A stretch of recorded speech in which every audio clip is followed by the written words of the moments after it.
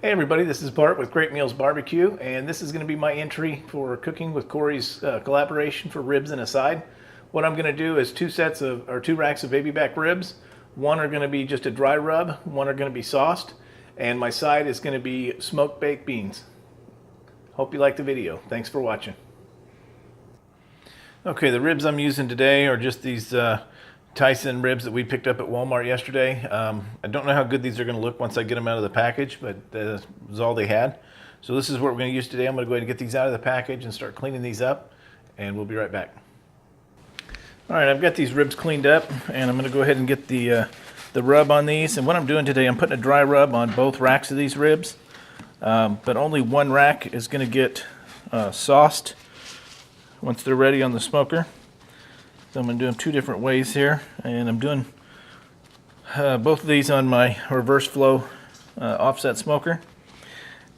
And it is 14 degrees outside, so I'm also out of hickory wood right now, so I'm actually going to be using lump charcoal throughout the cook today, simply because I can keep that burning at the temperature I want and not have to worry about adding logs to the fire.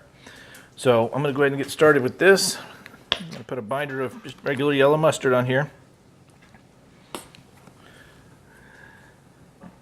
And this just helps the rub stick. And a lot of people say that the vinegar in the mustard will actually help tenderize the meat, which makes sense. And this doesn't have to be a thick layer, thick coat at all. And I always do the back side or the bone side of my ribs first.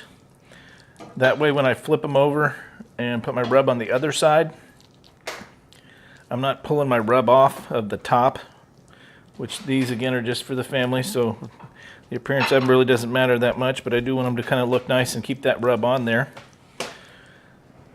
So the rub that I've got, I'll put a link up above. This is my rub that I make. We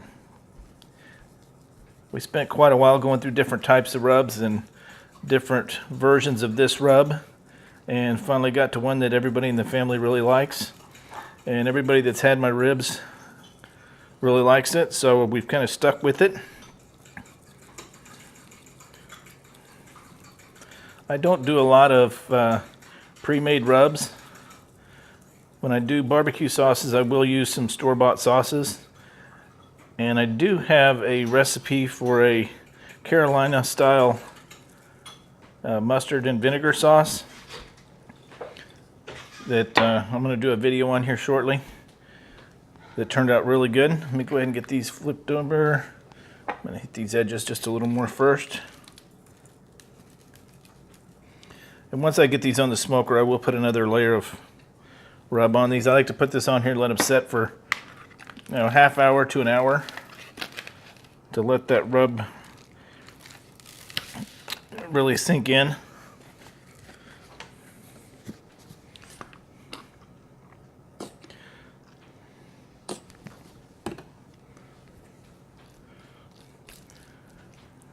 Again, this doesn't take a lot of mustard, and a lot of people don't use this, or a lot of people will use olive oil. Some people don't put anything at all on them. But I've just always used the mustard on them. I have tried the olive oil, and it works fine, but I like using the mustard on here. To me, the rub seems to stick a little better.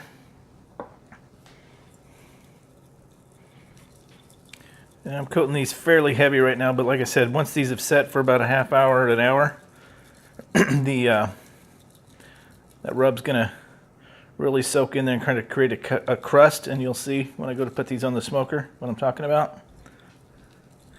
And I'll hit it again just to hit any spots that have kind of soaked in a little too much or looks like it's thinned out.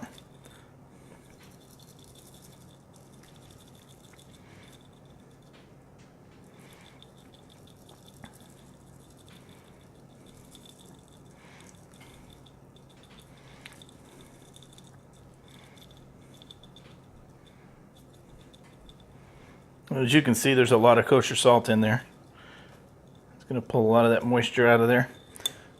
All right, I'm going to go ahead and get the smoker ready, and we'll be back shortly.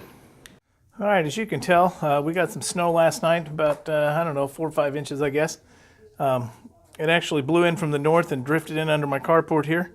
So we've got a little bit of snow to deal with, but we're going to go ahead and get these ribs done, and we're going to use my reverse flow offset here. And I'm going to be using lump charcoal today because I'm out of hickory wood. And also, it's so cold out here, I really don't want to be coming out every hour or so just to add another log. And with the lump, I can pretty much keep it a consistent 225, 250, somewhere right in there for most of the day, and only have to come out maybe once or twice. So that's what we're going to do. So just give me a couple moments and I'll be right back. All right, just about got things ready to get the smoker up, the fire going here. What you can see, I've filled my charcoal basket, wood basket, whatever you want to call it. About 3/4, maybe a little more with hardwood lump. And I'm going to do a couple things here on mine that's a little untraditional or non-traditional. I'm going to show you what I've got here. My vents that I put in this, I didn't put my vents for my firebox in the top. I actually put it in the bottom. And the reason for that is it doesn't matter which direction the wind's blowing now. I can adjust my vent by simply moving this bolt in and out. And that allows my smoker to sit in any direction I want it without worrying about the wind blowing into my vents on the firebox and modifying my temperature too much. Another thing I'm going to do here, I'm actually going to start this off with a chimney full of royal oak briquettes. And when I start my fire, I always start it to the inside back here, closest to the throat that goes into the cook chamber. And my reasoning for that is, if I start my fire there and my vent is coming from back here, the air is moving across it this way and it's going to slow that burn coming back this direction. So that gives me longer burn times, or at least I feel it does. So let's go ahead and get these dumped in here.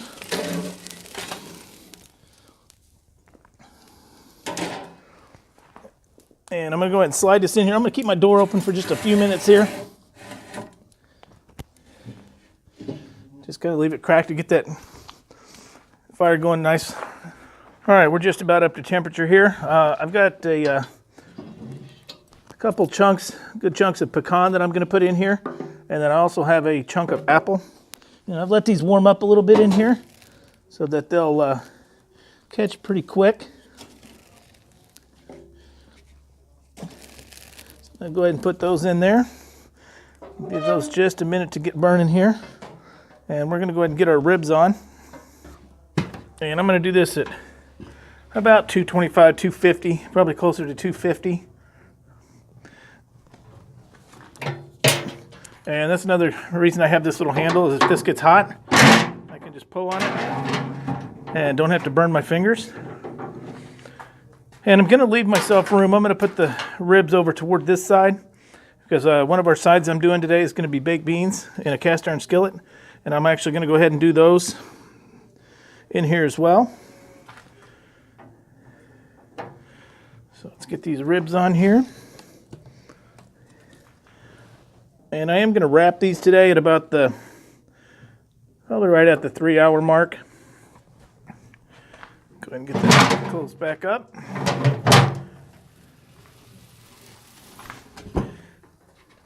And like I said, it is extremely cold out here today. I think it's finally up to about 18 degrees. But we're going to go ahead and let those cook for about 3 hours. And I'm going to spritz them with a combination of apple juice and apple cider vinegar. About a 4-to-1 mix. Apple juice to the apple cider. And we'll be back. Okay, it's been right at about 2 hours here. And I'm going to go ahead and spritz these. And they are looking pretty good. You can see the rub is dried out just a little bit on here. So we're going to go ahead and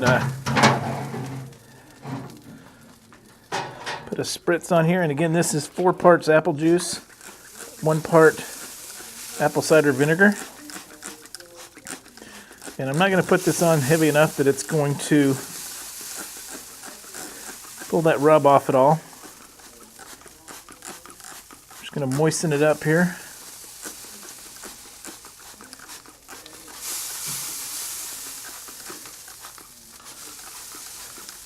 There you go.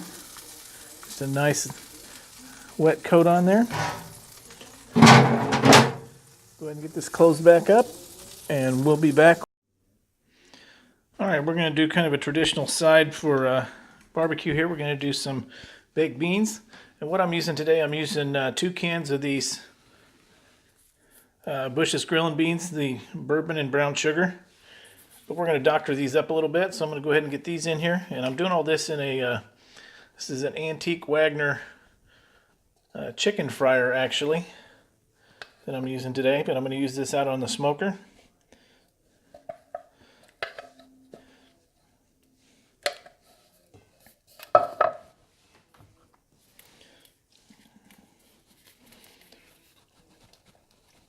Okay, then the other ingredients that I've got here, and I'll break this down here in a second. Let me get these out. And these are fine just the way they are, but we like to kind of spice them up a little bit or modify them. So we've got 2 cans of the beans. I have a half a cup of dark brown sugar we're going to put in there. I have a medium onion diced up, pretty coarse dice there. I have a half a cup of regular ketchup. I'm going to put that in here. And I'm also going to put some mustard in here. And this I'm just going to kind of eyeball. This is going to be about 3-4 tablespoons.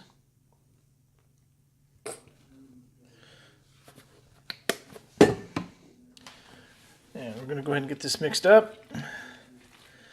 And I'm going to put this on the smoker, and it's going to be running about 250, somewhere around in there.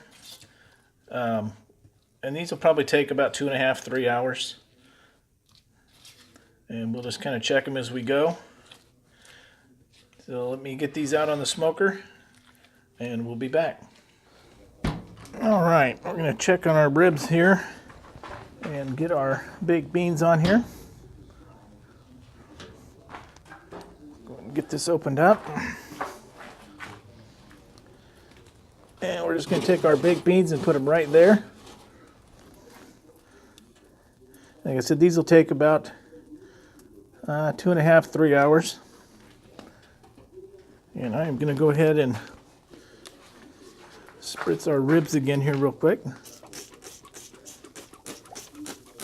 And I'll probably spritz these about every half hour. And it's going to be about, probably in the next half hour, I'll take these out and go ahead and wrap them. They've been on right at 2.5 hours now. All right, so let me get this closed back up and we'll be back. All right, it's been right at 3 hours. I'm going to go ahead and pull these ribs out and get them wrapped. And what I've got on the foil there, I've simply got some squeezed butter and a little bit of honey. And I'm going to go ahead and take these ribs, and I'm going to squirt a little bit of my spritz down here, just to add a little bit of moisture.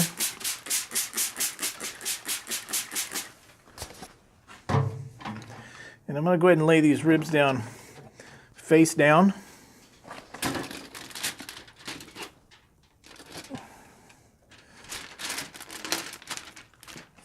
And I'm going to go ahead and squirt honey and some of that squeezable butter on the back side as well.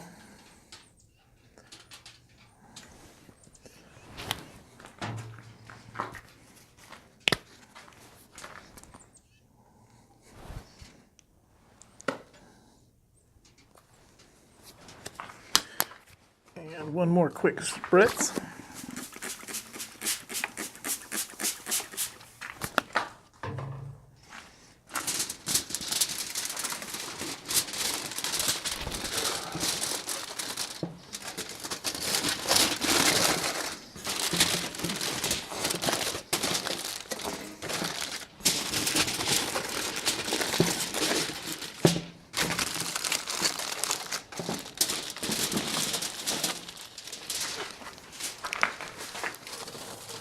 All right, I'm going to do the same thing on the other rack,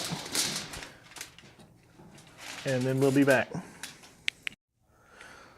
All right, I went ahead and took the ribs out of the foil, the aluminum foil, and gonna let them set up just a little bit here. I put just a little bit of rub on both of them again. And let me go ahead and pull this out. And what I'm gonna do is I'm gonna actually sauce one of these racks. And I took the juice that was left over in the foil after I took them out, and I don't want to waste that. So what I'm going to do is I'm going to go ahead and pour that right into our beans here. And just let that extra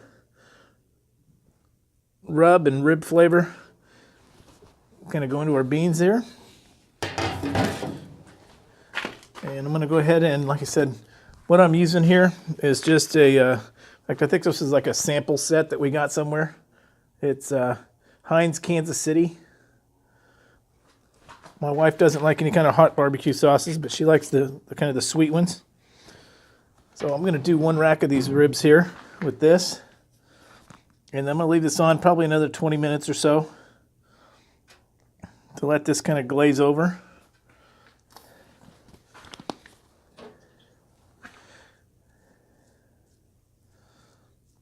And it is still, actually it's got dark out here. I've got my lights on so we can see, but it's probably about 12 degrees right now. And I did have to add some extra lump twice to the firebox as I was going, simply because it's so cold out here that it just took a little more fuel, and that's natural. All right, so I'm going to let that go. Go ahead and stir this juice into our beans here. And like I said, I'll probably let this go another 20 minutes to maybe a half hour. And we'll be ready to plate this up. So we'll be back. Okay, here we go. These are our ribs that are sauced. And these are our unsauced, just regular dry rub ribs. And we've got our baked beans, we've got corn on the cob, and we've got cheesy potatoes. I hope you like this video. If you do, please like and subscribe. Thanks for watching.